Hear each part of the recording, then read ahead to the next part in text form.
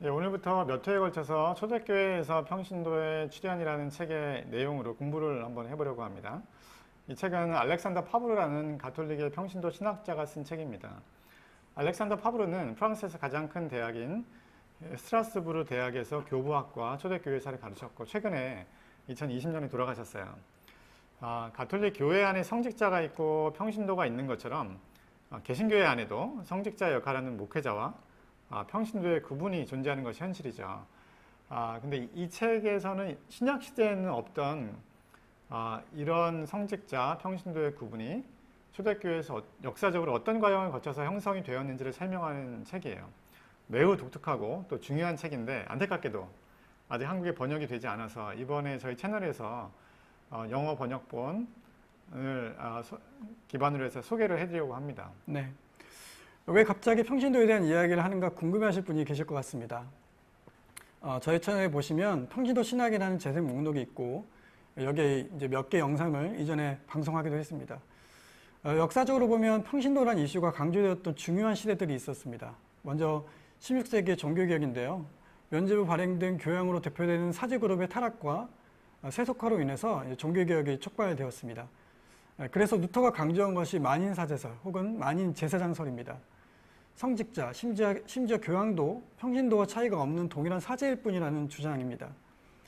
20세기 중반에 평신도 신학의 이정표를 세운 두 권의 책이 나왔습니다. 한 책은 1957년 가톨릭 신부인 이브 콩가르가 저술한 교회에서의 평신도이고 다른 한 권은 개신교 신학자인 핸드릭 크레머가 쓴 1958년 평신도 신학이라는 책입니다. 프랑스 시민혁명 이후에 국가와 교회가 분리되면서 교회의 영향력이 약화되고 계몽주의 사상과 산업혁명의 영향으로 교회의 권위와 전통이 힘을 잃고 개인주의가 강조되면서 종교적 권위가 약화되었습니다.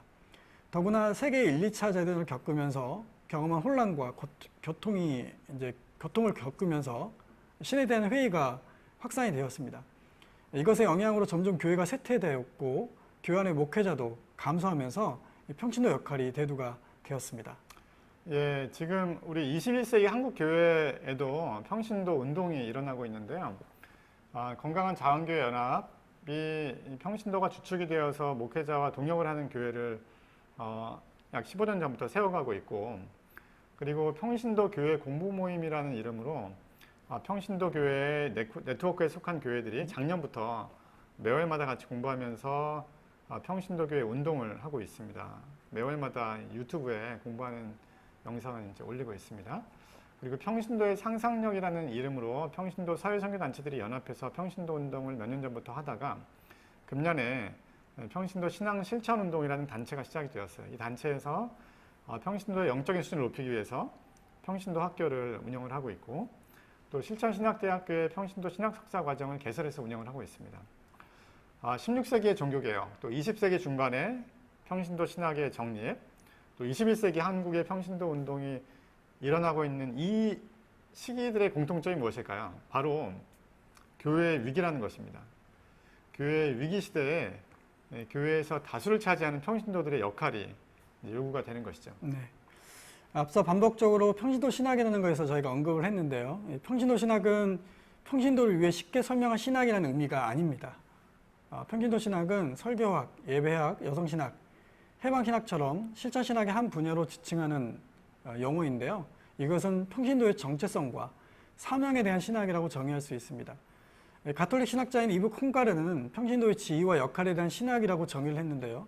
평신도가 하나님 앞에서 어떤 존재이고 교회와 세상에 어떤 역할을 감당해야 하는지에 대한 내용이 바로 이 평신도 신학의 내용이라고 보시면 됩니다.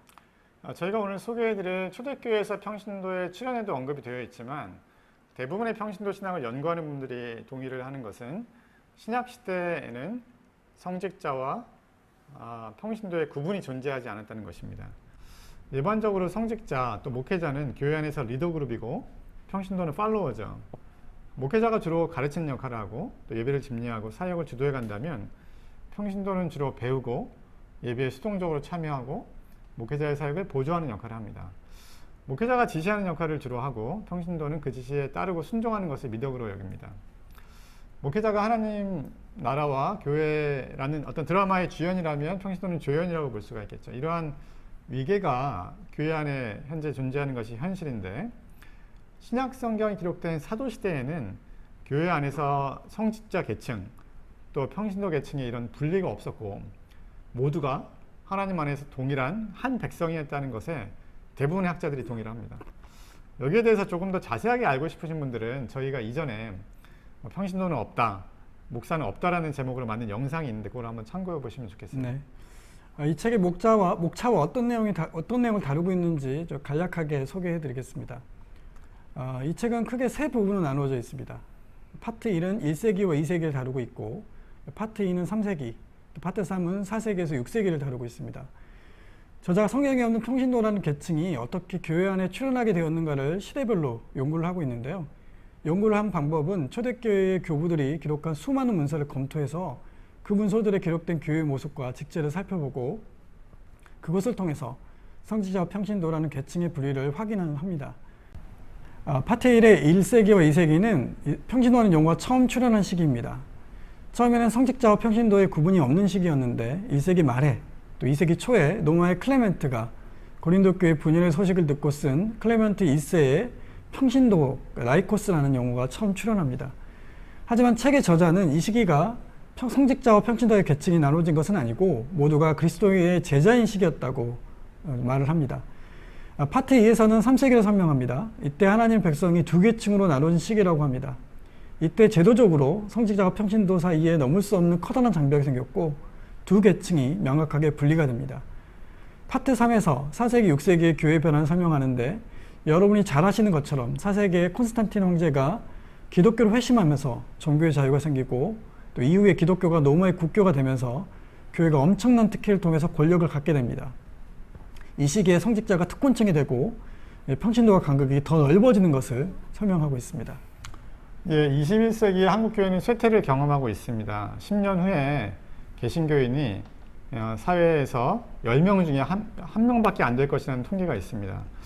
이런 기독교의 위기 시대에 예수님의 제자로 살아가고 있는 이 땅의 수많은 평신도들은 무엇을 해야 될까요? 고민이 필요한 시점입니다. 이런 고민을 하면서 평신도란 과연 하나님 앞에서 어떤 존재이고 또 교회와 사회에서 어떤 역할을 해야 되는지에 대한 평신도 신학을 공부하는 것이 필요합니다. 특별히 평신도가 하나님 앞에서 어떤 존재인지 그 정체성을 알기 위해서 초대기에서 평신도의 출현은 매우 유익하고 또 이 분야에 있어서는 아주 기념비적인 저서라고 생각을 합니다. 저희가 몇 회에 걸쳐서 영상을 준비할 텐데 함께 공부를 해가면 아마 여러분들에게 큰 도움이 될 거라고 생각을 합니다. 오늘 방송은 여기까지입니다. 시청해주신 여러분 감사합니다. 감사합니다.